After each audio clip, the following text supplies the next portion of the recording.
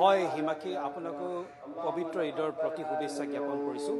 সমগ্ৰ বিশ্বৰ লগতে আজি ডিব্ৰুগড়তো অতি উলহ মালৰে ঈদ উল ফিতৰ উদযাপন কৰা হৈছে আৰু ইতিমধ্যে ডিব্ৰুগড়ৰ যিকেইখন ঈদগাহ ময়দান আছে আৰু যিসমূহ মছজিদ আছে সকলোতে ঈদৰ সমূহীয়া নামাজ ইতিমধ্যে আৰম্ভ হৈ গৈছে।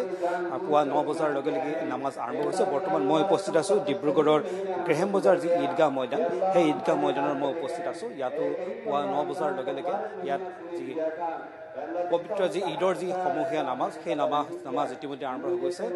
কেইবা সহস্ৰাধিক প্ৰায় 3 সহস্ৰাধিক লোকে ইয়াত একেলগে আজি ইয়াত নামাজ আদায় কৰিছে। যিটো আজি বতৰ খুব সুন্দৰ ফৰকাল বতৰ আৰু সেইবাবে দূৰ দূৰণিৰ পৰা ডিব্ৰুগড় এইখন যি মূল যিখন ঈদগাহ নামাজ গ্ৰেহেম বজাৰ ঈদগাহ নামাজ তালৈ সকলো আহিছে।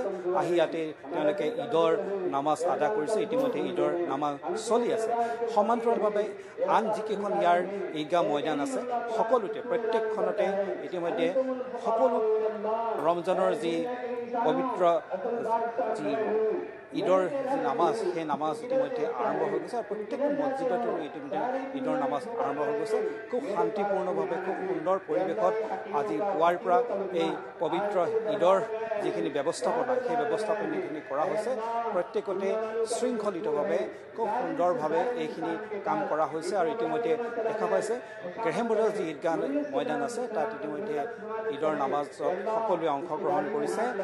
গতিকে এটা সুন্দৰ পৰিৱেশ, খুব এটা শান্তিপূৰ্ণ বাতাবৰণ, খুব শৃংখলিত বাতাবৰণৰ মাজেৰে এই ঈদৰ নামাজ চলি আছে। আৰু আমাৰ যিখিনি খবৰ আহিছে ডিব্ৰুগড়ৰ প্ৰতিখন ঈদগাহ ময়দানতে আজি হাজাৰ হাজাৰ লোক হৈছে, কাৰণ বতৰ খুব সুন্দৰ, খুব ফৰকাল বতৰ। সেইবাবে আজি সকলোৱে মুকলিকৈ এই নামাজত অংশগ্ৰহণ কৰিব পাৰিছে।